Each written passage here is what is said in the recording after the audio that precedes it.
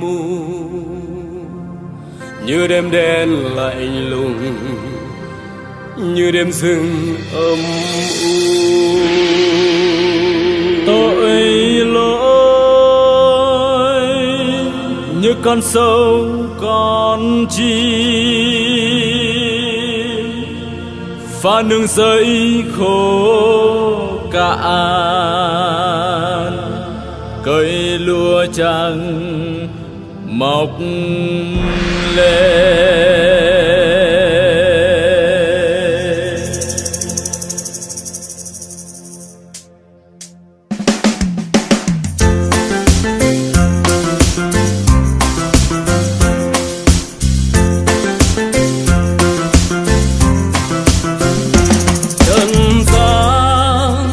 Trong đêm mịt mù, như đêm đen lạnh lùng, như đêm rừng âm u. Tội lỗi như con sâu con chim phá đường dây khô cằn, cây lúa trắng mọc lên. Hãy những ai mang vác nặng nề, hãy mau mau cùng nhau trở về, trao cái nặng cho Giêsu.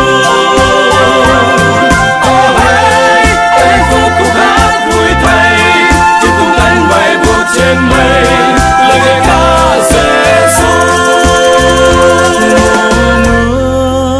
sông nước chảy tràn bờ, cơn gió lay sập nhà, biết nương vào nơi đâu.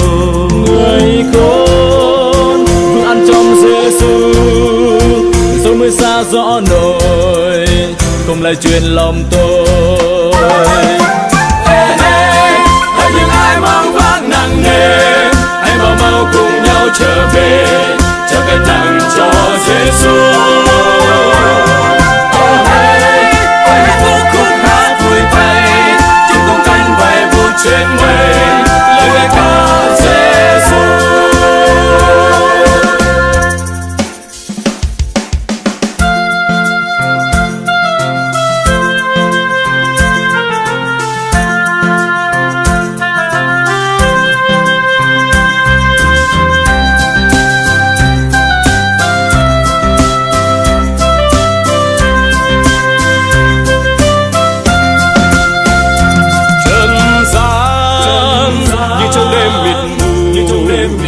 Như đêm đen lạnh lùng, như đêm rừng âm u.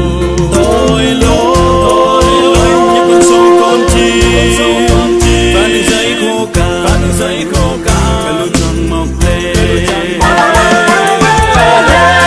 Hãy những ai mang vác nặng nề, hãy mau mau cùng nhau trở về, trao cái nặng cho Giêsu.